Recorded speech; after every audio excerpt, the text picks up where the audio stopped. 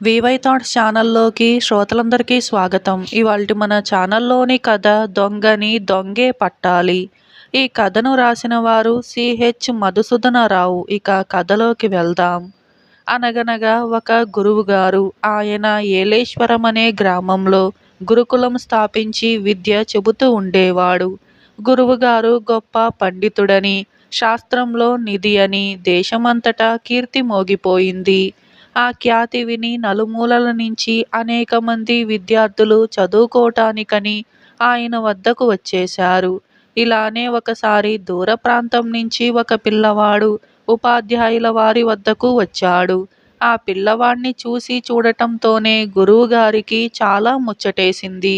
ఏమి అంటే పిల్లవాని రూపురేఖ, వినయము, విధేయత, బుద్ధి కుశలత ఈ లక్షణాలన్నీ ఆయన్ను ఎంతగానో ఆకర్షించాయి. అందుకని శిష్యులందరూ ఒక ఎత్తు, ఈ పిల్లవాడు ఒక్కడు ఒక ఎత్తుగాను చూసుకోసాగారు. అంతేకాదు వానికి తన ఇంట్లోనే బస ఏర్పాటు చేసి తనకు వచ్చిన సమస్త విద్యలు నూరిపోశాడు. పిల్లవాడు కూడా గురువుగారికి శుశ్రూష చేస్తూ శ్రద్ధాభక్తులతో చదువుకొని త్వరలోనే విద్యలన్నీ నేర్చుకున్నాడు. గురువుగారికి వానిపైన అమితమైన అభిమానం కుదిరింది. ఇంతలో పెళ్లి ఈడుకు వచ్చిన గురువుగారి అమ్మాయిని ఎవరికి ఇవ్వటమా అని ప్రసక్తి వచ్చింది. ఎన్నో సంబంధాలు చూశాడు, ఒక్కటీ నచ్చలేదు. ఏదో ఒకటి నచ్చిన కట్నాలు కానుకల వద్ద షరతులు కుదరలేదు. చివరకు మెరుపులాగా గురువుగారికి ఒక ఆలోచన తట్టింది. చక్కటి కుర్రవాడు చేతిలో ఉండగా అనవసరంగా శ్రమపడి దేశదేశాలన్నీ వెతకటమెందుకు? చాలా కాలం నుంచి నా దగ్గర శిష్యరికం చేస్తూ ఉన్న ఈ కుర్రవాడు లక్షణయుక్త సంపన్నుడు, నమ్మకమైన వాడు. నిజానికి ఇటువంటి కుర్రవాడు దొరకడం దుర్లభమైపోయింది ఈ రోజులలో. అదృష్టవశాత్తు వాడు నా శిష్యుడు కావటం సంభవించింది అంటూ తలపోశాడు. అతను మారు ఆలోచన లేకుండా మంచి ముహూర్తం చూసి ఆ పిల్లవానికే తన కుమార్తెనిచ్చి యథావిధిగా పెళ్లి చేశాడు. ఈ పెళ్లికి వచ్చిన బంధువులంతా ఆశ్చర్యపోయారు. గురువుగారికి శిష్యుని మీద ఉండే అనురాగము, శిష్యుడికి గురువుగారి పట్ల ఉండే భక్తి తాత్పర్యాలు చూసి లోకులు మెచ్చుకున్నారు. ఆ పిల్లవాడు తనకు మించిన శిష్యుడైనందుకు, పైగా తనకు అల్లుడు అయినందుకు గురువుగారు మురిసిపోయారు. నూతన దంపతులు చిలకా గోరింకల్లాగా హాయిగా సంసారం సాగిస్తూ ఉండటం గురువుగారికి కనుల పండుగగా ఉంటుంది. ఇలా ఉండగా కుమార్తెకు నగలు చేయించుదామనే ఉద్దేశంతో కంసాలి బ్రాహ్మణ్ణి ఇంటికి రప్పించారు గురువుగారు. ఇంటి వద్దనే తన ఎదుట కూర్చోబెట్టి పని చేయిస్తే దగా ఏమీ జరగటానికి వీలుండదని ఆయన నమ్మకం. బ్రహ్మం పని ప్రారంభించాడు. అల్లుడు, మామగారు ఒకరి తరువాత ఒకరు విడవకుండా బ్రహ్మం ఎదుటనే కూర్చొని కాపలా కాస్తూ ఉన్నారు. అలా పని సాగిపోతూ ఉంది. ఒక రోజున గురువుగారు జపం చేసుకునే నిష్టలో ఉన్నారు. బ్రహ్మం ఎదుట కాపలా కాస్తున్న అల్లుడు ఏదో పని మీద ఒక్క నిమిషం గదిలోకి వెళ్ళాడు. అప్పుడు బ్రహ్మం ఒక గట్టి సుత్తి దెబ్బ కొట్టాడు. ఆ సుత్తి దెబ్బ చెవిన పడటంతోటే అల్లుడు గబగబలాడుతూ వచ్చి, బ్రహ్మం, క్షణంలో కనుగప్పి మాయం చేశావే అని అన్నాడు. బ్రహ్మం తెల్లబోతూ, తీగ సాగకొడుతున్నాను అంతే బాబూ అని అన్నాడు. ఎందుకయ్యా అలా తెల్లబోతావు? అసలు బంగారపు దెబ్బకి, కల్తీ బంగారపు దెబ్బకి ఈ పాటి తేడా తెలియదనుకున్నావా? నా దగ్గర సాగవు నీ ఆటలు అని గద్దించాడు. ఈ ఘర్షణ జరుగుతూ ఉండగా జపంలో ఉన్న గురువుగారు లేచి వచ్చారు. ఏమిటయ్యా బ్రహ్మం, నమ్మినందుకు ఇలాగేనా చెయ్యటం అని అన్నారు. అందుకు బ్రహ్మన్న తమాయించుకొని కొంచెం సేపు ఉండి, బాబుగారు, నేను ఒక్క మాట అంటాను, కోపగించకండి. అల్లుడిగారి తెలివితేటలు సామాన్యమైనవి కావు. అటువంటి వారు మీకు దొరకటం నిజానికి ఎంతో అదృష్టమే అయితే అని ఊరుకున్నాడు. చెప్పబోయి బ్రహ్మం, సందేహిస్తావేం అంటూ వేగిరపెట్టాడు గురువుగారు. అబ్బే మరేం లేదండి, అబద్ధం ఎందుకు చెప్పాలి? కడుపు కక్కుర్తి కొద్దీ నేను మీ బంగారం కల్తీ చేసిన మాట వాస్తవమే. అయితే ధ్వనిని బట్టి మేలిమి బంగారమో కల్తీ బంగారమో కనిపెట్టగలగటం ఒక్క మా వాళ్ళకే తెలుసు, మరెవరికీ తరం కాదు. నేను చేసిన పని అల్లుడుగారు ఇట్టే కనిపెట్టెయ్యగలిగారే, ఇంతటి గ్రహణ శక్తి ఆయనకు ఎలా కలిగిందా అని ఆలోచిస్తున్నాను అని అన్నాడు. గురువుగారు అల్లుణ్ణి ఆరా తీసి కనుక్కోగా అతడు బ్రాహ్మణ పిల్లవాడినని అబద్ధం చెప్పి శిష్యుడిగా ప్రవేశించినట్టు, నమ్మకంగా శిష్యరికం చేసి విద్య నేర్చుకున్నట్టుగా తేలిపోయింది. తక్షణమే ఆయన అల్లుణ్ణి కూతుర్ని వెళ్ళగొట్టి ఊరి వెలుపల ఒక కుటీరంలో ప్రవేశపెట్టాడు. ఇలా దొంగని దొంగే పట్టాలి అనే ఈ కథ సమాప్తమైంది. అలాగే మరొక కథ రహస్య ప్రభావాలు. ఇది బేతాళ కథ. ఇక కథలోకి వెళ్దాం. పూర్వం అయోధ్య నగరానికి సమీపంలో మైత్రేయుడనే మహాముని కఠోరమైన తపస్సు చేసుకుంటూ ఉండేవాడు. ఆయన తన యోగ ప్రభావం చేత మనోబుద్ధి చిత్తాహంకారాలన్నింటినీ పూర్తిగా జయించి 100 ఏళ్ల పాటు నిశ్చల సమాధిలో తపస్సు చేశాడు. ఈ ఘోర తపస్సు కారణంగా ఆయన శరీరమంతా చెట్టులాగా బెరడు కట్టింది. ఆయన తల మీద పక్షులు గూళ్ళు కట్టుకున్నాయి. మైత్రేయ మహాముని పేరు దేశదేశాలా పాకింది. తపస్సమాధిలో ఉన్న ఆయన్ను చూడటానికి నిత్యము యాత్రికులు వచ్చి వెళ్తూ ఉండేవారు. అయోధ్య నగరంలో కూడా ఒక సత్పురుషుడు ఉండేవాడు. ఆయన పేరు ధర్ముడు. ఆయన ధర్మదేవత అవతారం లాంటివాడు. విశేష ధనవంతుడై ఉండి కూడా ఆయన తన డబ్బును సుఖాల కోసం ఖర్చు చేయక సాధారణ కుటుంబీకుడిలాగా జీవిస్తూ దానిని ఇతరులకు సహాయపడటానికి వినియోగించేవాడు. ఆయన ద్వారా మేలు పొందిన వారు ఆ ప్రాంతాల ఒక్కరు కూడా లేరు. బీద సాదలు ఆయన పేరు తలుచుకొని దన్నాలు పెట్టేవారు. ఆయన ప్రవర్తనలో ఎన్నడూ పొల్లు పొచ్చము ఉండేదే కాదు. ఇతరులకు ధర్మ నిర్ణయాలు చేసి పెట్టడంలో కూడా ఆయన అద్భుతమైన ప్రజ్ఞ కనపరిచేవాడు. ఆయన భార్య పెద్ద గయ్యాళి, చాలా కురూపి కూడా. అయినప్పటికీ ఆ భార్య పైన ఆయన ఎన్నడూ విసుక్కొనేవాడు కాడు. ఆయన మంచి కవి. ప్రజలు తన కవిత్వాన్ని మెచ్చుకుంటే ఎంత సంతోషించేవాడో, ఇతరుల కవిత్వాన్ని మెచ్చుకున్న అంతగానూ సంతోషించేవాడు. తనలో తప్పు అన్నది లేశమన్నా లేకుండా చూసుకుంటూ ఇతరులలో ఏపాటి మంచి ఉన్నా చూసి ఆనందించే స్వభావం కలవాడు ఆయన. ధర్ముణ్ణి అందరూ కలియుగ ధర్మరాజు అని పిలిచేవారు. రోజు మైత్రేయ మహామునిని చూసి వెళ్ళినట్టే యాత్రికులు ధర్ముణ్ణి కూడా చూసి ఆయనతో మాట్లాడి తమ ధర్మ సందేహాలు తీర్చుకొని పరమానందంతో వెళ్ళిపోయేవారు. ఒకనాడు కొందరు యాత్రికులు అయోధ్య నగరానికి వచ్చి ధర్ముడి దర్శనం చేసుకొని తరువాత మైత్రేయ మహామునిని చూడబోయారు. మైత్రేయ మహాముని ఎప్పటిలాగే తపస్సమాధిలో ఉన్నాడు. ఆయన్ను చూసి దండం పెట్టుకున్నాక యాత్రికులు తమలో తాము ఇలా మాట్లాడుకోసాగారు. తపస్సు చేసి మోక్షం సాధించటంలో ఏమంత వింత లేదు. ధర్ముడిలాగా కర్మ చేస్తూ మోక్షం సాధించే అర్హత సంపాదించుకోవటమే నిజంగా గొప్ప సంగతి అన్నాడు ఒకడు. దానికి సందేహం లేదు. ఈ కలియుగంలో ధర్ముడి వంటి వారు మడి పుట్టడు. ఒక్కసారి ఆయన దర్శనం చేసుకుంటేనే సమస్త పాపాలు విరగడైపోతాయి అన్నాడు మరొకడు. ఈ సంభాషణ మైత్రేయ మహాముని చెవులో పడింది. ఆయన తన గడ్డం చాటున ఒక చిరునవ్వు నవ్వుకున్నాడు. మూఢులు పై మెరుగులు చూసి మోసపోతారు. యోగశక్తి చేత మనస్సును పూర్తిగా జయించిన మనుషుల కన్నా ఈ ధర్ముడు ఎక్కువ. వీడి మనస్సులో ఎలాంటి భావాలు చెలరేగుతూ ఉంటాయో ప్రపంచానికి తెలియదు. వాటన్నింటినీ లోకం చూడకుండా దాచిపెట్టి తన ప్రవర్తనను మాత్రమే శాసించగలుగుతూ వస్తున్న ఈ ధర్ముడు మోక్షార్హుడా?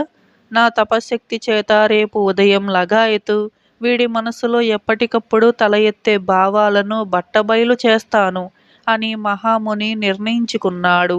ఆ రోజు గడిచిపోయింది.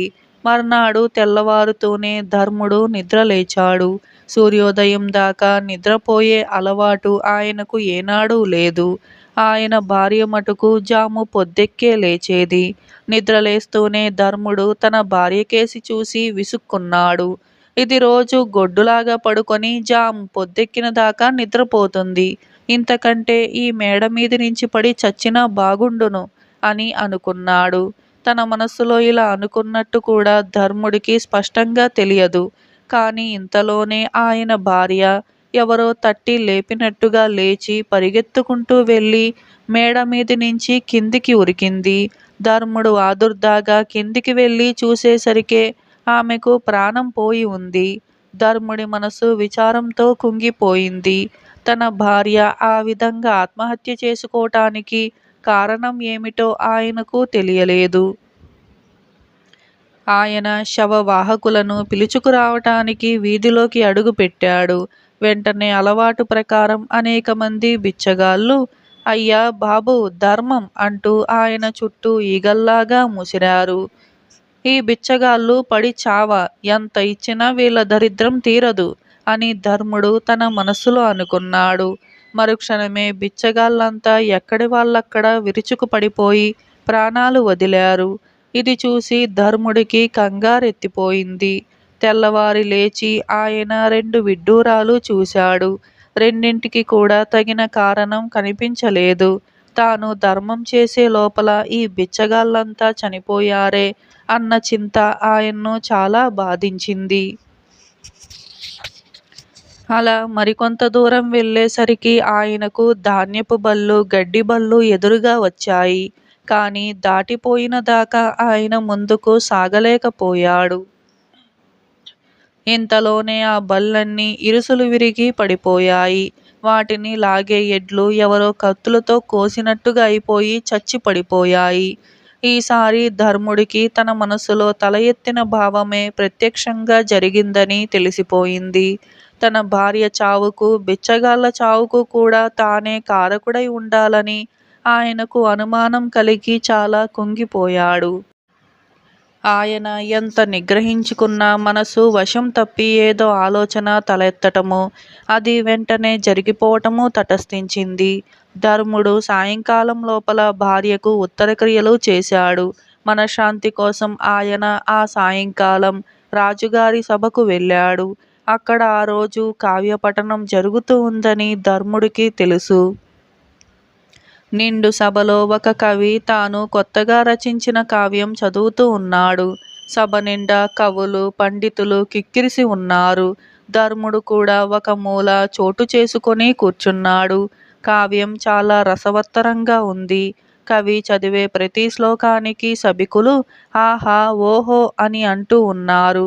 ధర్ముడు రాసిన శ్లోకాలను కూడా ఈ సభికులు మెచ్చుకున్నవారే. కానీ ఈ కవిని వారు ఇంకా ఎక్కువగా మెచ్చుకుంటున్నారని ధర్ముడికి తోచింది. వెంటనే ఆయనకు తెలియకుండా ఆయన మనస్సులో ఏదో భావం తల ఎత్తింది. మరుక్షణమే కావ్య పఠనం చేసే కవి నెత్తురు కక్కుకొని చచ్చిపోయాడు. సభ గందరగోళంగా ముగిసింది. జరిగిన దాన్ని గురించి వింతగా చెప్పుకుంటూ సభికులు ఎవరి దారిన వారు వెళ్ళిపోయారు. ధర్ముడు కూడా ఇంటికి వచ్చేశాడు. కవి చావుకు తానే కారకుడని ఆయన ఎరుగును. ఎంతటి రాక్షసులు కూడా తమ జీవితమంతా చెయ్యని దారుణ హత్యలు నేను ఒక్క రోజులోనే చేసేశాను.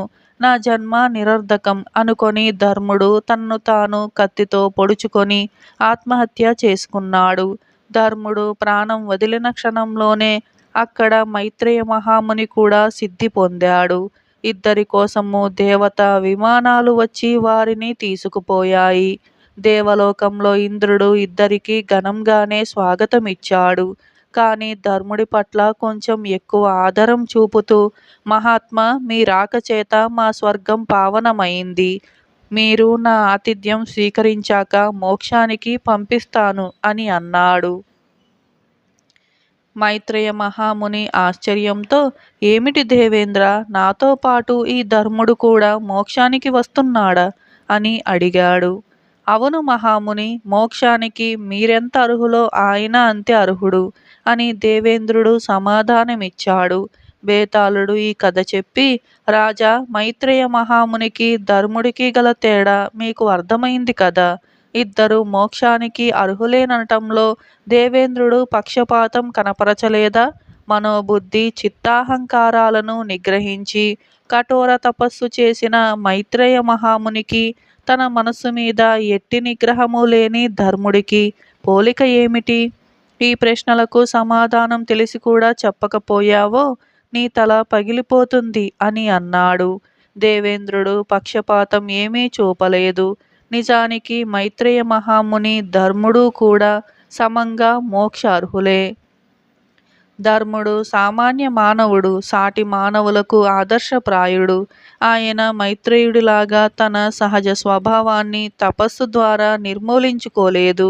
ఆ స్వభావాన్ని బుద్ధిబలంతో నిగ్రహించుకొని తన ప్రవర్తన ద్వారా సాటి మానవులకు సుఖము మేలు కలిగేలాగూ చూసుకున్నాడు.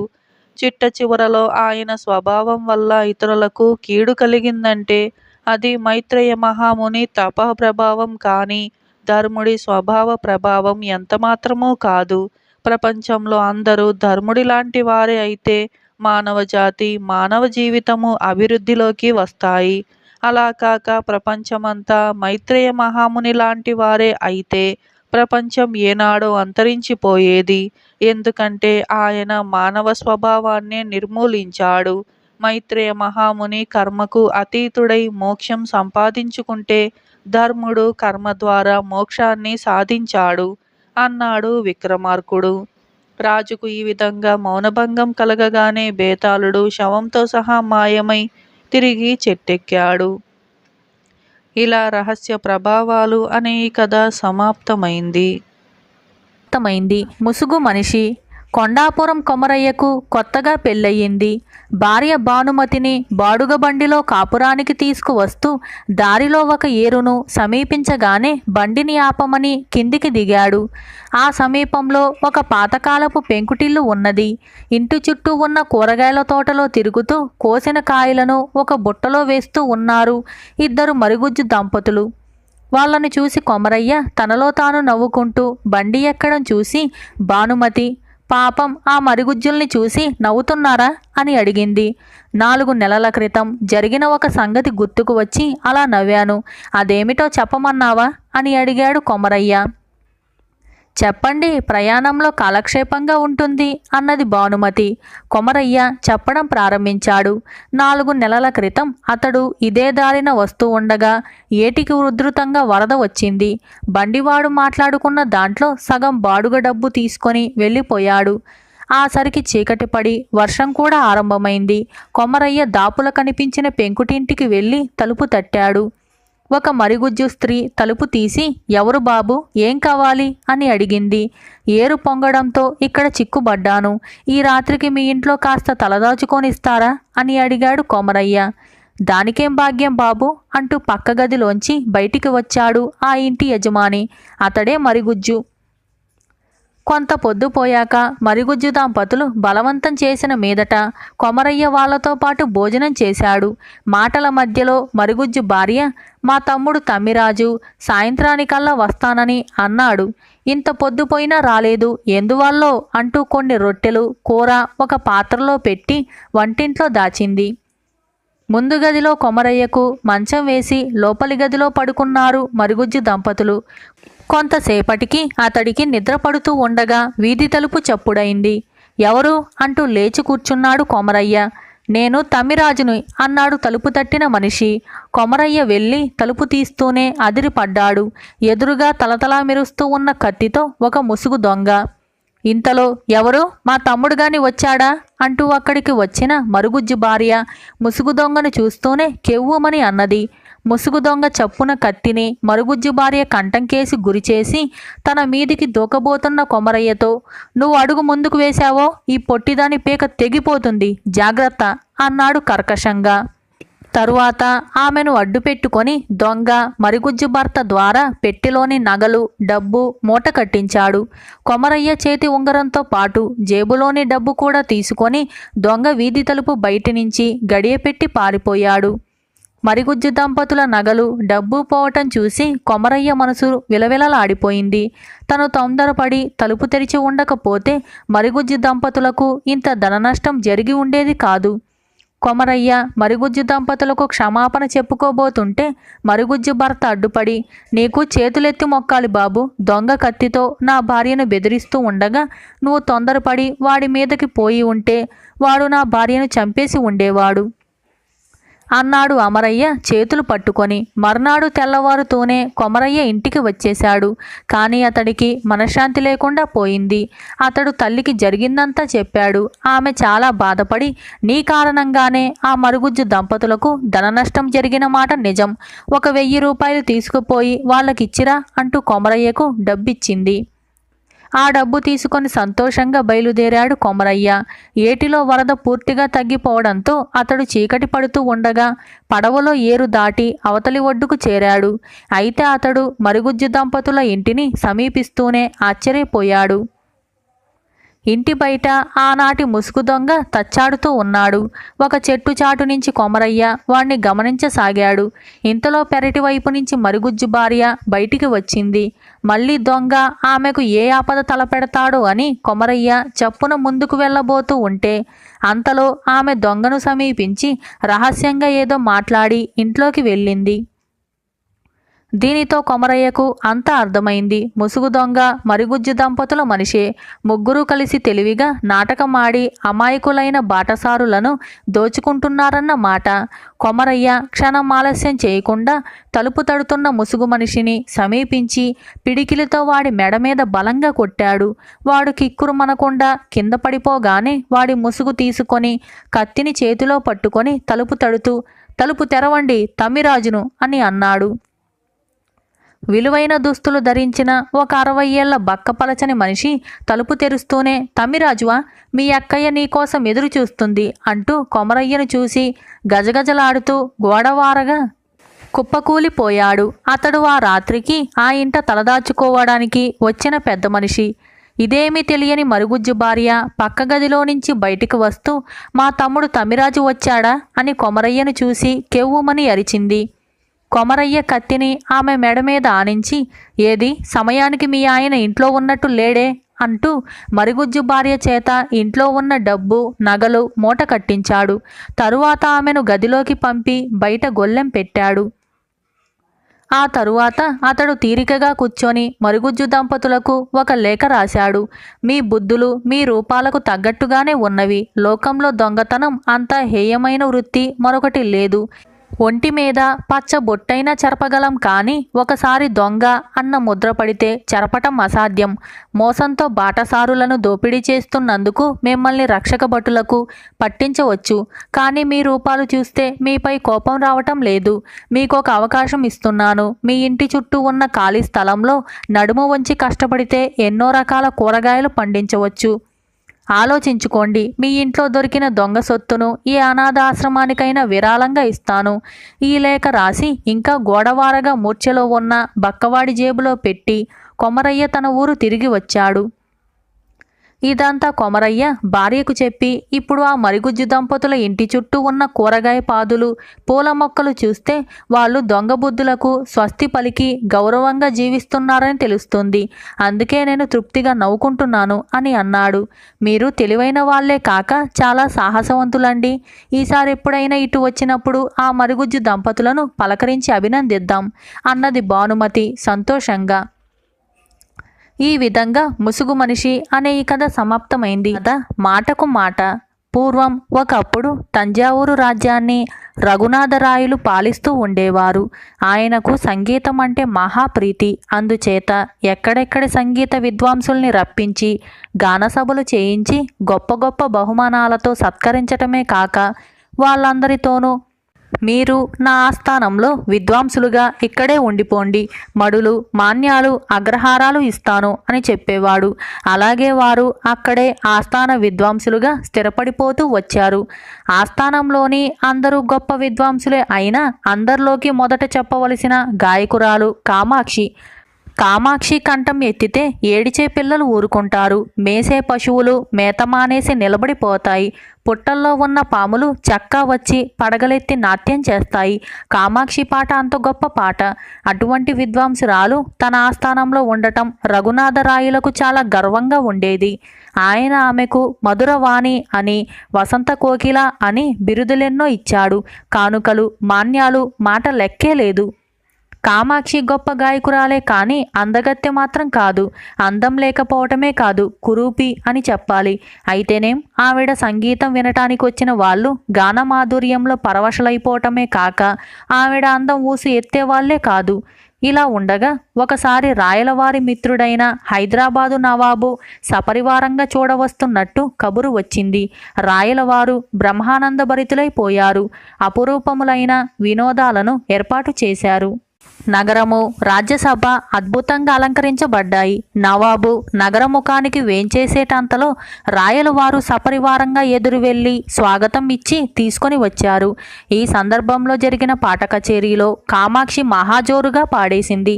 అచ్చా అచ్చా అంటూ నవాబు మరీ మెచ్చుకొని స్వయంగా లేచి వెళ్ళి తన మెడలోని ముత్యాల హారాన్ని తీసి కామాక్షికి బహుమతి చేశాడు.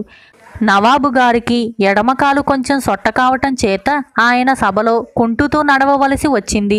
అది గమనించిన సభ్యులంతా ఇంత గొప్ప నవాబుకి ఈ కుంటికాలు ఏమిటో పాపం అని లోపల సానుభూతి కనబరిచారు. అయితే ఆ సానుభూతి అంతా మరుక్షణంలోనే మారిపోయింది. తప్పంతా నవాబుదే. ఆ ముత్యాల హారం కామాక్షికి ఇచ్చిన వాడు చక్కా వస్తే తీరిపోను. అలా రాక ఏదో తెలివిగా మాట్లాడాలనుకొని కామాక్షిని అవమానం చేశాడు అని అన్నారు. ఆమె అందమైనది కాదని అందరికీ తెలిసిన సంగతే. నవాబు ఆమె దగ్గరగా వెళ్ళేటప్పటికీ కామాక్షి కురూపితనం స్పష్టంగా కనబడింది. నవాబు నవ్వుతూ, కామాక్షి, మీకీ సరస్వతి చాలా గుడ్డిదటే అని చలోక్తి విసిరాడు. ఏం ప్రభు, సరస్వతీదేవి గుడ్డిదని సెలవిస్తున్నారే అని అడిగింది. అందుకు నవాబు, హేమియామెంత గుడ్డిది కాకపోతే నీ వంటి కురూపిని ఎట్లా ఆశ్రయిస్తాది? నీ ముఖం చూస్తే డోకు వస్తాది కాదు, అటువంటి ముఖం నీది. అయినా సరస్వతి నీకీ సేత భలే పాడిస్తాది అని అన్నాడు. కామాక్షికి నవాబు గారి హాస్యం అర్థమైంది. విద్వల సరస్వతి ఉత్త అందురాలు కనుకనే నీవు ఇంత కురూపివని తెలుసుకోలేక నిన్ను ఆశ్రయించి నీ చేత ఇంత గొప్పగా పాడిస్తోంది అని ఆయన ఉద్దేశం. ఆ మాటలో కామాక్షి, నువ్వు చాలా బాగా పాడగలవు అన్న మెప్పు ఉంది. నువ్వు కురూపివి సుమా అన్న దెప్పు ఉంది. మెచ్చుకుంటే సంతోషిస్తారు కానీ ఎవరైనా ఇలా దొప్పి పొడిచి మాట్లాడితే ఊరుకుంటారు? తమ అభిమాన గాయకిని అలా అవమానం చేస్తే నవాబు గారని సభలో ఎవరూ మాట్లాడలేకపోయారు. కానీ అందరికీ కోపం వచ్చింది కానీ ఏం చేయగలరు? హైదరాబాదు నవాబాయిరి కోట్ల కొలది కాసులు ఖజానాలో మూలుగుతూ ఉన్న ప్రభువు. అందుచేత కోపం అంతా దిగమింగుకున్నారు ఎవళ్ళ మటుకు వాళ్ళు. కానీ కామాక్షి మాత్రం ఊరుకోలేదు. కుక్క కాటుకు చెప్పు దెబ్బలాగా నవాబుకు సమాధానం చెప్పింది. అందమంటే లేదు కానీ గడుసుదనము, తెలివితేటలు ఏమంత తక్కువ కామాక్షికి? ప్రభు, ఒక్క సరస్వతీదేవి మాత్రమే గుడ్డిది కాదు, ఆవిడ అత్తగారైన లక్ష్మీదేవి కూడా గుడ్డిదే అని అన్నది. ఏమిటి, లచ్చీదేవి కూడా గుడ్డిది అని ఉగ్రుడైనాడు నవాబు. చిత్తం ప్రభు, కాకపోతే తమ వంటి కుంటివారిని ఆశ్రయించి ఇంతటి గొప్ప ఐశ్వర్యం ఇవ్వటమేమిటి? గుడ్డిది కనుకనే ప్రభువుల కుంటికాలు ఆమె గమనించలేకపోయింది అని అన్నది నిర్భయంగా. ఈ ఎత్తి పొడుపుకి నవాబుకు ఎక్కడా లేని రోషం వచ్చింది. అయితే తప్పంతా తనదే కనుక నోరెత్తలేకపోయాడు. ఈ విధంగా మాటకు మాట అని ఈ కథ సమాప్తమైంది.